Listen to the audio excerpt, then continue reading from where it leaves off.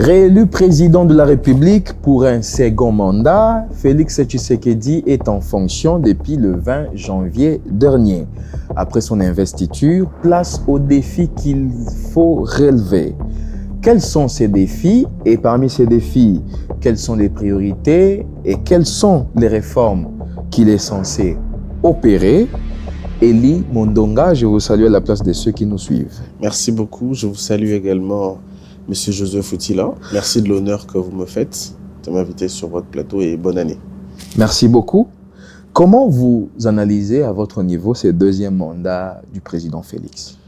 Je suis tenté de dire tout de suite que le second mandat du président de la République va être son mandat le plus difficile.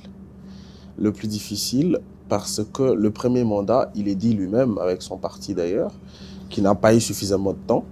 Il a passé 2 ans dans une forme de cohabitation assez difficile politiquement pour lui.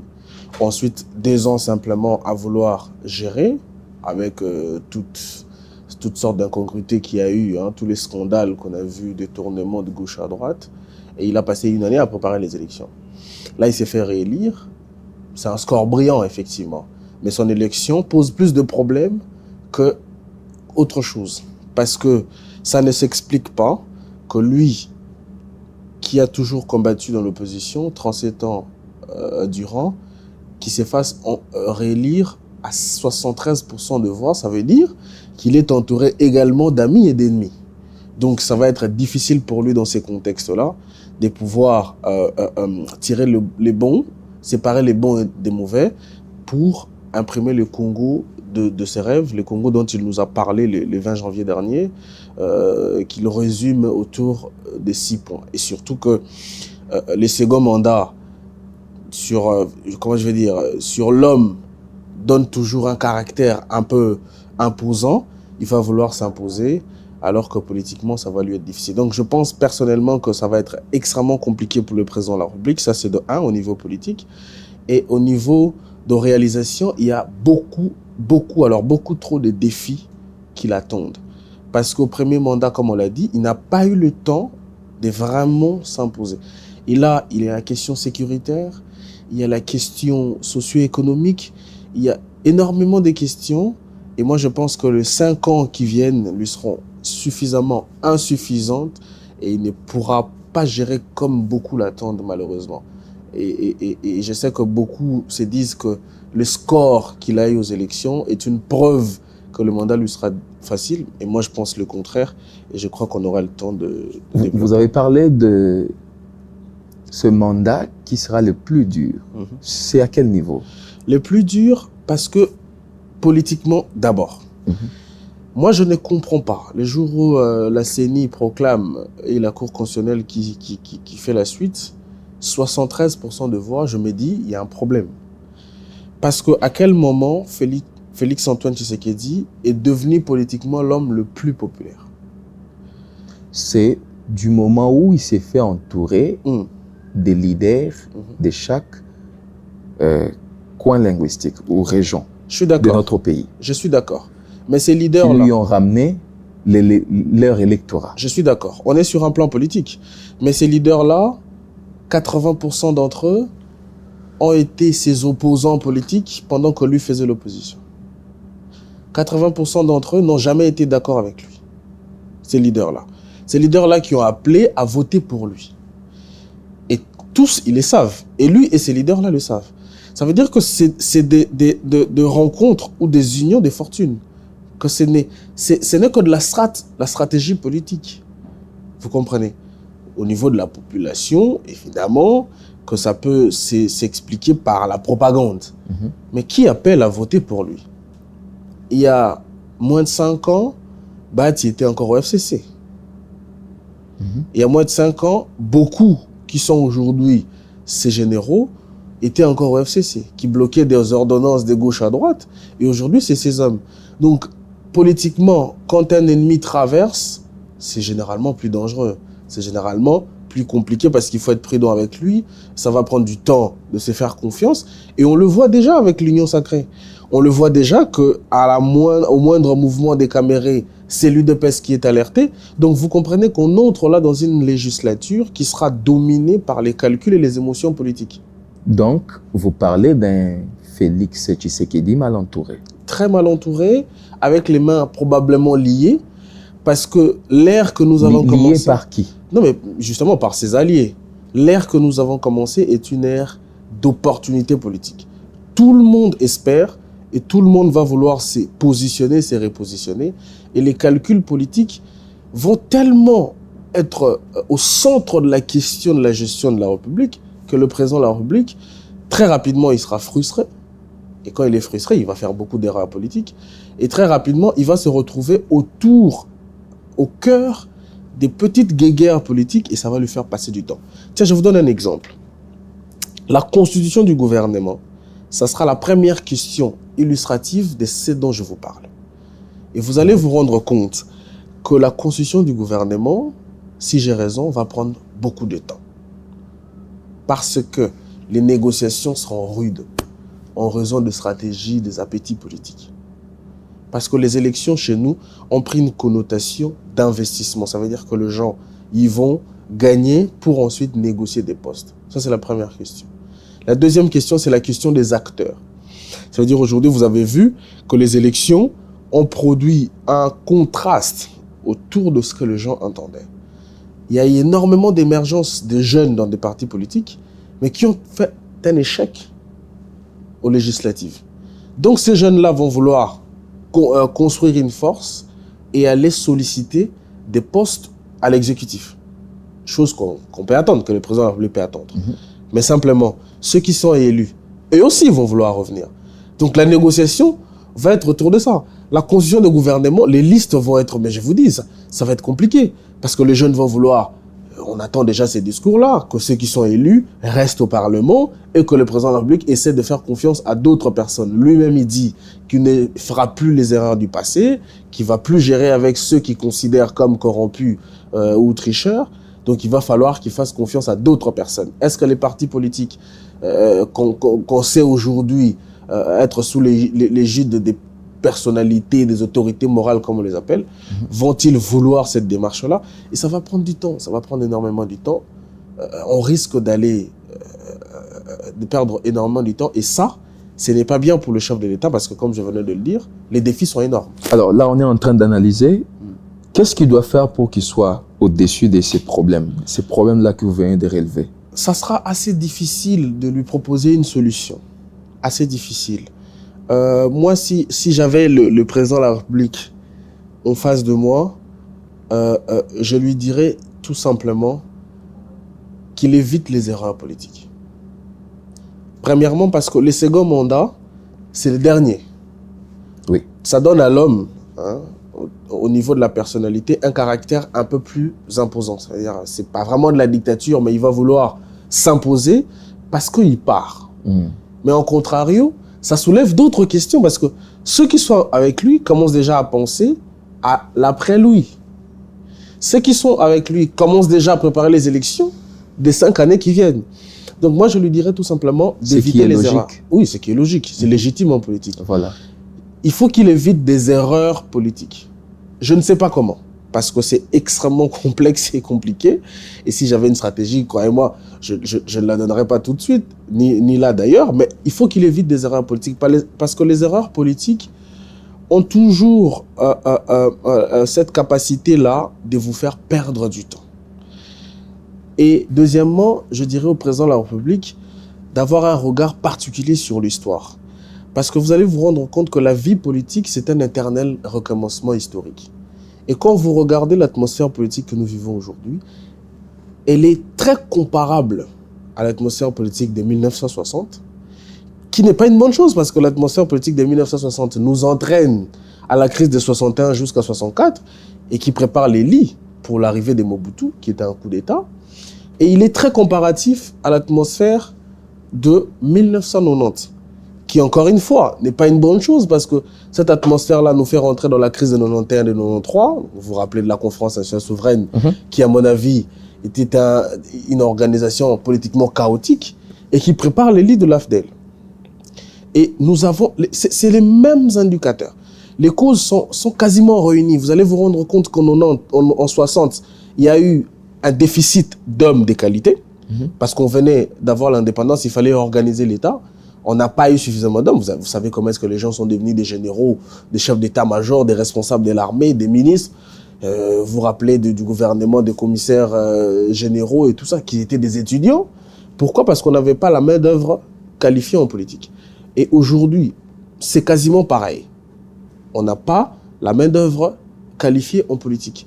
Ça veut dire qu'on a des gens soit qui sont devenus mauvais par force de l'usure, c'est-à-dire ils sont tellement trempés dans des tractations politiques que ça les a rendus mauvais.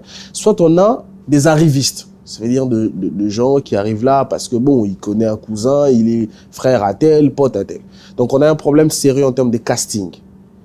Et exactement comme en 1960. Exactement comme en 1960, on a des guéguerres politiques.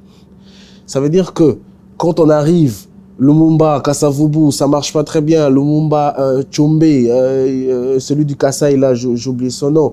Ça veut dire les hommes politiques n'arrivent pas à se dépasser pour la question de l'intérêt national. Aujourd'hui, on est dans les mêmes circonstances où les hommes politiques n'arrivent pas à se dépasser, où on est dans une forme, j'emprunte ces concepts-là des manixiennes, des particraties. Ça veut dire que tout est organisé autour des partis politiques qui deviennent quasiment des structures omnipotentes de la chose politique. Et au-dessus de ces partis politiques, c'est des individus. Donc, l'ego en politique est tel que les gens ne s'attendent pas. Et ces éléments-là, j'en cite deux, mais il y en a plusieurs. Je peux rajouter les renouvellements de la classe politique, parce qu'en 60, on arrive avec une génération qui obtient l'indépendance, mais qui est vieillissante pour les questions d'avenir. Aujourd'hui, on arrive avec une génération qui nous permet la trentaine tranquille, mais qui n'est pas apte pour les questions d'avenir. Justement, je parle de Caméré et tous les autres qui ont commencé la politique dans les années 90. Ils sont finissants. Donc, tous ces éléments-là, vous les mettez côte à côte, ça pousse le Congo vers cet éternel recommencement historique. Et donc, je dirais au chef de l'État de regarder l'histoire et, comme il a dit lui-même, d'éviter les erreurs du passé. Ces erreurs-là, pas forcément les siennes qu'il aurait commises pendant les 5 dernières années, mais surtout les erreurs qu'on a commises en tant que société dans le passé, dont je donne le référence, les années 60 et les années 90. Parce que, si on ne fait pas attention, on va revivre les mêmes choses. Et vous allez vous rendre compte que l'histoire politique du Congo se dénoue généralement entre 30 et 33 ans après. La façon dont qu'il est en train de gérer cette question-là de la création des plateformes dans l'Union sacrée, n'est-il pas ce type d'homme ou les comportements qu'il doit adopter durant ce quinquennat?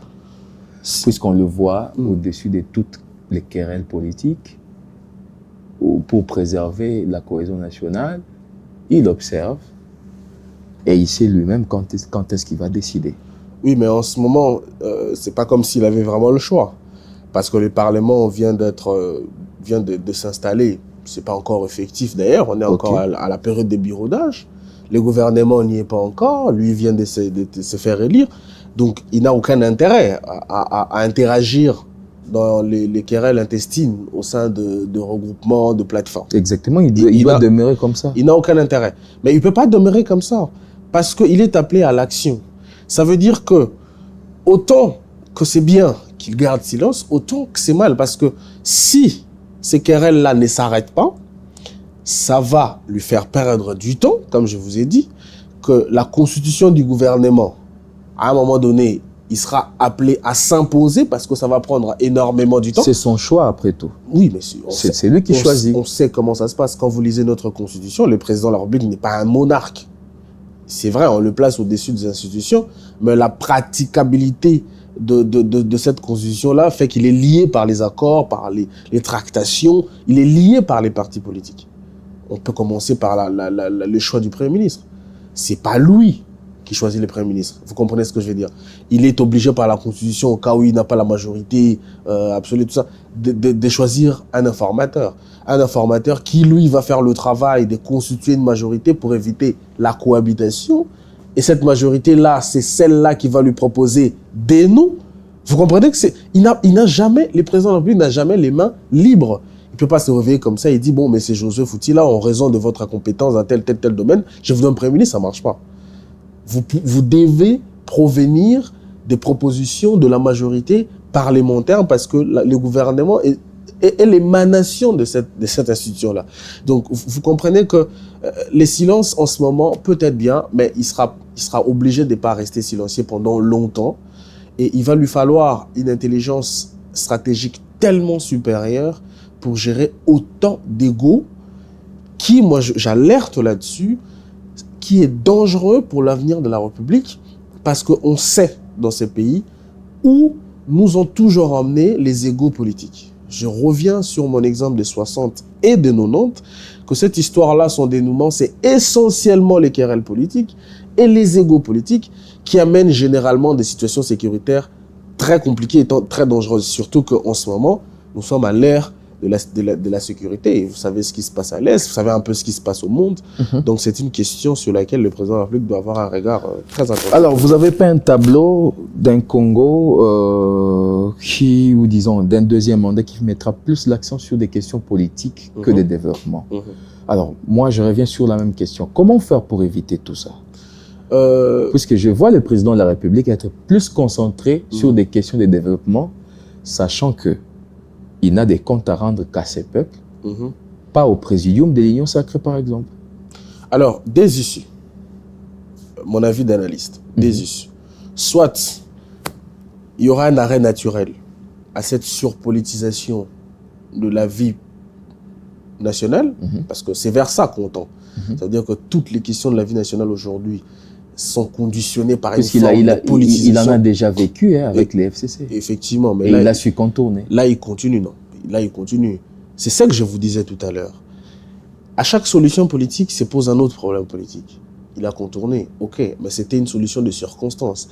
Parce que les gens qui ont quitté le FCC pour le rejoindre ne l'ont pas fait des bontés de cœur.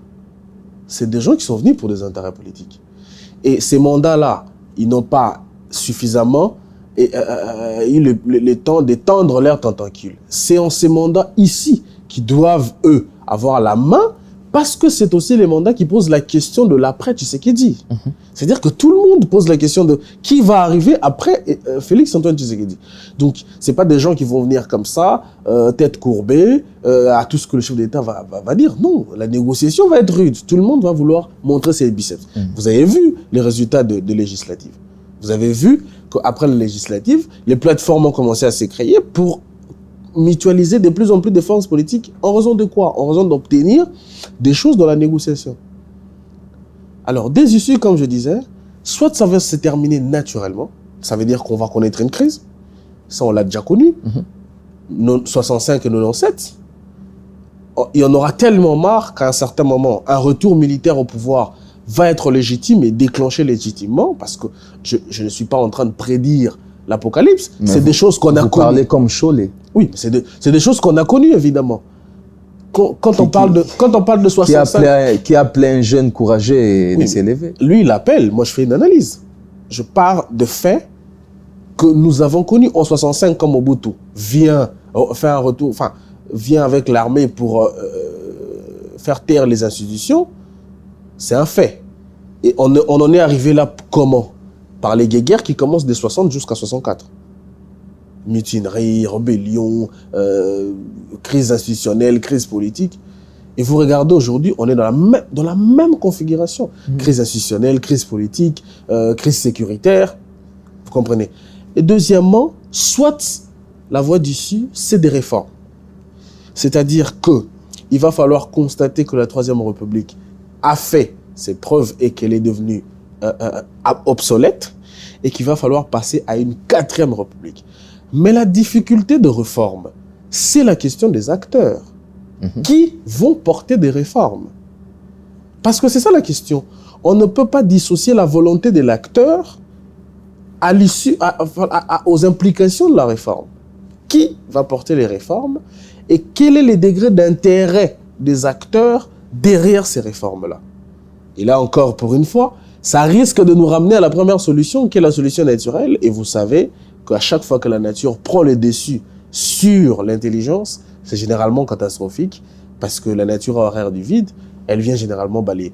Donc, c'est comme ça que moi je dis que la responsabilité n'incombe pas simplement au chef de l'État d'ailleurs. La responsabilité incombe le plus à la partie de la population extra-politique. Ça veut dire les hommes des médias que nous sommes. Nous devons avoir une parole médiatique qui doit pousser la population vers une réflexion civilisationnelle, de comprendre que l'histoire peut revenir et à chaque fois que nous revivons l'histoire, c'est nous, la population, qui en payons les prix chers. Vous comprenez? C'est les populations qui en payent les plus chers. Ça, c'est un travail qui doit être fait par les médias. Les médias doivent avoir la capacité de contrôler l'actualité. Qu'est-ce qui doit être dit, qu'est-ce qui ne doit pas être dit, pour qu'on n'enflamme pas cette surpolitisation que nous sommes en train de vivre. Ces médias sont sous l'emprise des politiques. Effectivement, parce que l'État ne sait pas contrôler l'information, et aujourd'hui, on sait que c'est les individus qui contrôlent l'information. Ça fait 2 semaines que la télévision roule aux allures des cogitations, des vitales et des kabouya. Ça fait 2 semaines qu'on parle que de ces deux-là.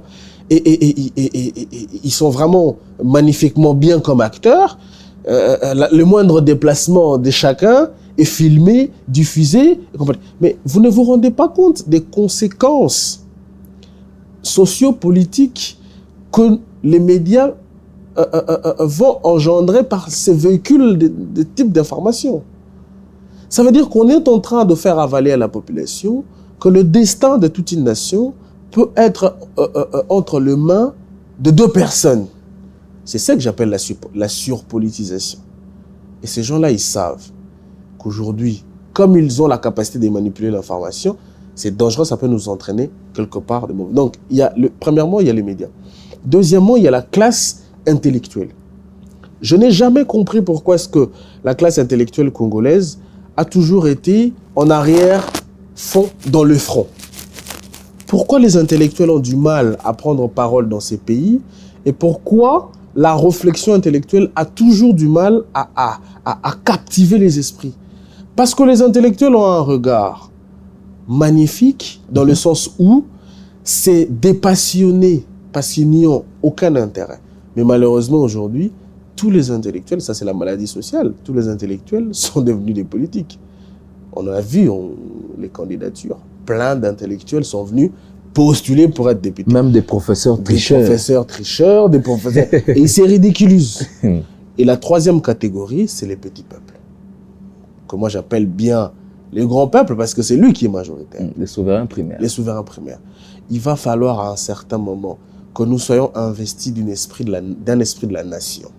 De comprendre que vivre en tant que Congolais ne se limite pas à manger, à boire et à dormir. Que le pays est au-dessus de ça. Que le pays, c'est aussi la capacité de se projeter dans l'avenir. De se dire, moi là, en tant que jeune, que demain, je dois commencer à avoir des enfants. Quel est le Congo que je veux donner à mes enfants? Quel est l'espace vital que je vais construire pour que mes enfants y vivent?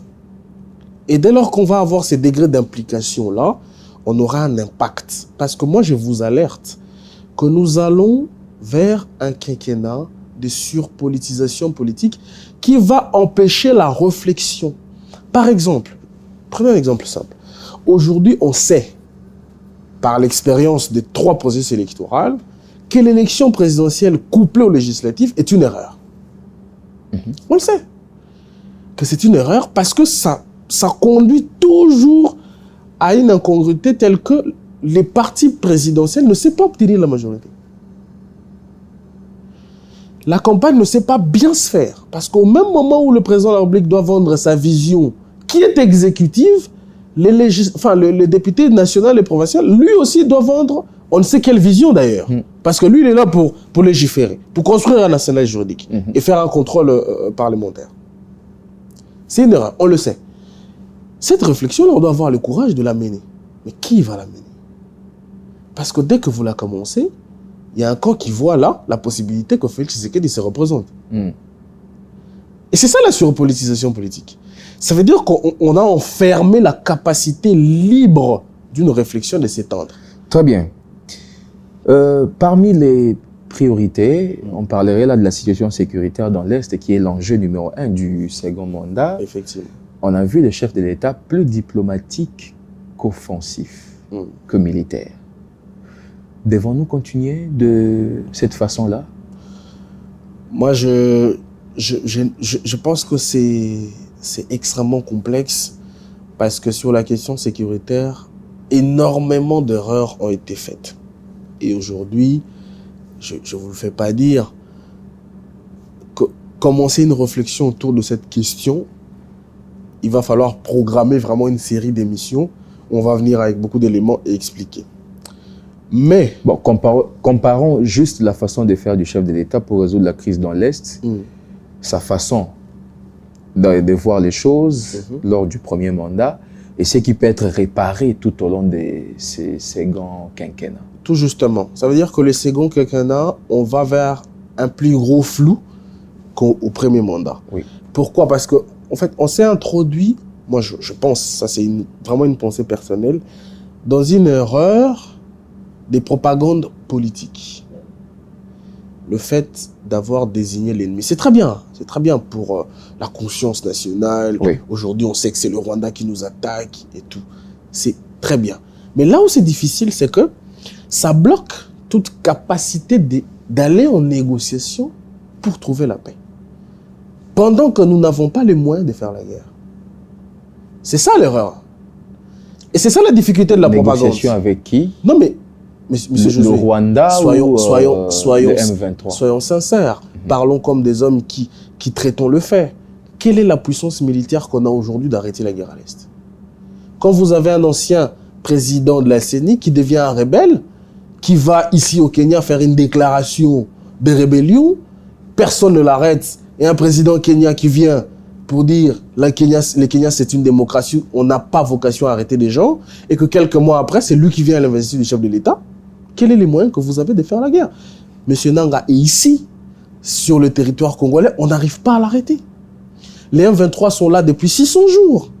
Ils font des communications qui sont relayées sur les réseaux sociaux. On n'a pas la capacité de les arrêter. J'espère que vous avez suivi comment est-ce que le Rwanda est en train d'enterrer ses généraux. Et ça me fait plaisir.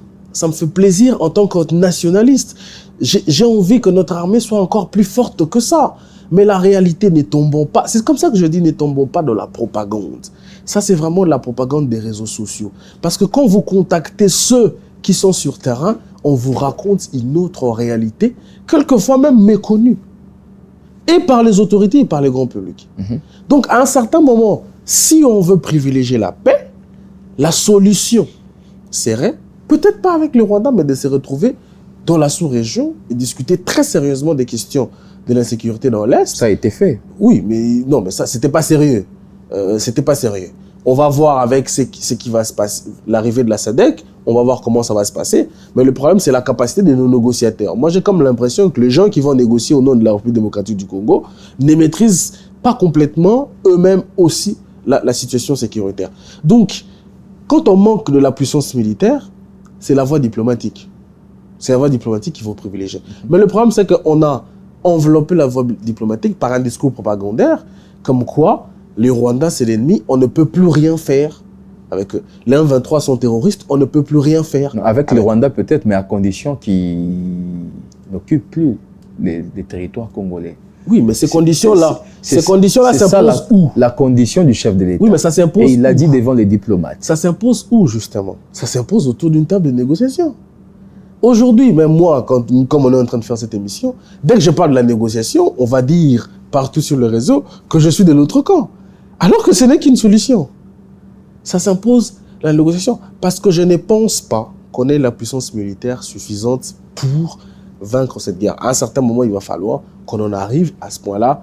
Moi, j'étais très content quand le président de la République avait enclenché une démarche diplomatique. Mais bon, je pense que ce qui est fait est fait. Mais le danger de cette propagande-là, c'est qu'on ne peut plus faire marche arrière parce que le jour où Félix Tshisekedi essaye d'entamer la négociation, tout le monde se retourne contre lui pour dire qu'il a un double discours.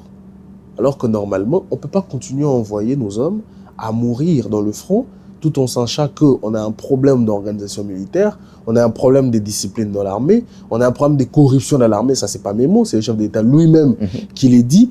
On ne contrôle pas complètement les effectifs de l'armée, il y a un problème d'infiltration.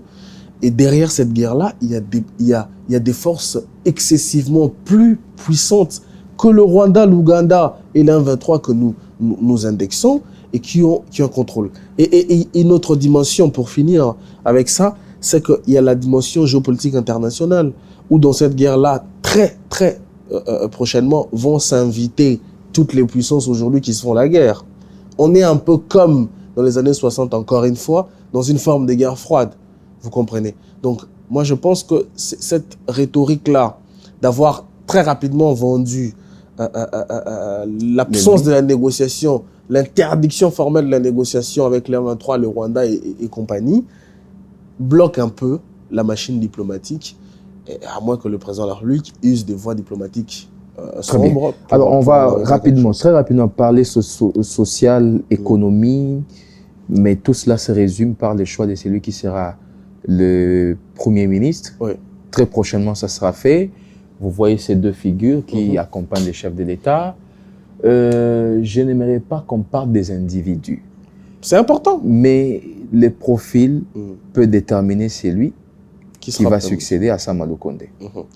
Le profil. Oui, les profils, je crois que le président de la République, parce que les profils, moi je ne vais pas faire les naïfs, hein, les profils vont être extrêmement politiques. Le président de la République est à son second mandat, il a besoin, comme je vous ai dit, de s'imposer, d'imposer ses réformes. Donc, il va vouloir prendre, un peu comme à la française, un Gabriel Attal, ça veut dire quelqu'un qui lui doit tout, sur qui il va donner des injonctions claires. Il faut qu'il reste les maîtres autour des commandes. Il faut qu'il reste les présidents qui siègent dans tous les conseils des ministres. Donc, ils lui font un premier ministre au tempérament de Samuel Condé. Donc, il faut quelqu'un d'un peu mou politiquement. Donc, Jean-Pierre Bemba ou Vital Kamerhe, je ne les vois pas Premier ministre. Aucunement. Dans aucun rêve, je les vois Premier ministre. Ça, c'est de un. Ça, c'est du côté du chef de l'État. Le chef de l'État ne va pas vouloir de Vital Kamerhe ou Jean-Pierre Bemba comme Premier ministre. C'est des leaders politiques qui ont été leaders, excusez-moi de le dire, mais avant lui, qui ont un ancrage social très approfondi et qui ont des ambitions présidentielles. Et de leur part, je ne les vois pas non plus accepter ces postes-là. Les deux. Parce que vous avez suivi la campagne. Quand Bemba se mouille les maillots pour Félix Tshisekedi, enfin, dans la campagne, il ne les fait pas pour Félix Tshisekedi. Il les fait pour les ambitions présidentielles qu'il a derrière la tête. Surtout qu'aujourd'hui, avec la loi électorale, il peut postuler. Parce qu'il a été déjà refusé une fois. Donc, la deuxième fois, on peut le prendre pour des questions de subordination de témoins. On peut le prendre. Donc, il est en train de se voir comme les successeurs du président de la République. Et pour ça, il va éviter le poste du Premier ministre. Parce que les postes du Premier ministre, autant pour Vital, hein, ces postes-là les préparent financièrement. Et... Au contraire, le poste du Premier ministre, c'est un poste compliqué parce que ça te fait porter le poids du bilan. Rappelez-vous que constitutionnellement, le chef de l'État n'est pas responsable politiquement. Qui est responsable politiquement? C'est le Premier ministre. Qui prend les balles que doit prendre le président de la République, c'est le Premier ministre. Donc, quand vous devenez un Premier ministre dans un contexte politique aussi compliqué, vous enterrez vos ambitions présidentielles. Donc, Vital Kamerhe, qui est d'ailleurs lié par un accord de Nairobi avec Félix Tshisekedi, qui a accepté que Félix Tshisekedi fasse les 2 mandats alors que c'était prévu que lui soit candidat en 2027. Selon l'accord de Nairobi. Selon l'accord de Nairobi. Okay. Il a patienté, il ne va pas vouloir perdre l'opportunité de 2028. C'est comme ça que vous le voyez commencer les tractations très tôt, parce qu'aussitôt on commence les seconds mandats, aussitôt se pose la question de qui sera le dauphin. Et vous avez vu que le MLC l'attaque. Vous pensez que le MLC attaque l'UNC pourquoi? C'est pas parce que l'UNC est en faute politique, c'est parce qu'ils sont challengers tous les deux sur la question du dauphinat. Et de l'autre côté, il y a l'UDPS. L'UDPS qui attaque également l'UNC pour les mêmes raisons. Ça veut dire que l'UDPS voudra bien conserver le pouvoir aussi longtemps parce que l'UDPS s'estime être la marraine de la démocratie et donc c'est à elle de nous apprendre comment on gère dans une démocratie. Et l'UDPS a 2 candidats aujourd'hui. l'UDPS, en tenant compte de la géopolitique nationale, ça veut dire des espaces linguistiques, ne peut plus reconduire quelqu'un du Kasaï. Donc l'UDPS a par exemple quelqu'un comme Jean-Pierre Liaou, qui malheureusement n'a pas encore l'ancrage à l'UDPS. Je vous fais juste une petite parenthèse. C'est ça son erreur politique. Un arriviste. Oui, évidemment. C'est un arriviste au niveau de l'UDPS. Et l'erreur politique qu'il est en train de faire, c'est de ne pas vouloir comprendre que son investissement politique, ce n'est pas le fait d'être dans le gouvernement ou de réclamer l'Assemblée nationale ou la primature. Il doit s'investir à l'UDPS. Il doit se faire accepter à l'UDPS. D'abord, se faire adopter d'abord à l'UDPS. Parce qu'il n'y a que l'UDPS qui peut le porter en tant que candidat à la présidentielle de 2028. Moi, je trouve qu'il en a il en a la posture. Il en a le portrait. Si, il en a le portrait. En 2028? Si, il en a le portrait. Quand vous regardez ce qu'il a fait en tant que ministre, ses déplacements d'un œil stratégique, vous allez vous rendre compte que c'est quelqu'un qui se prépare. Et si aujourd'hui il était adopté par l'UDPS, c'est quelqu'un qu'on peut mettre aux affaires intérieures.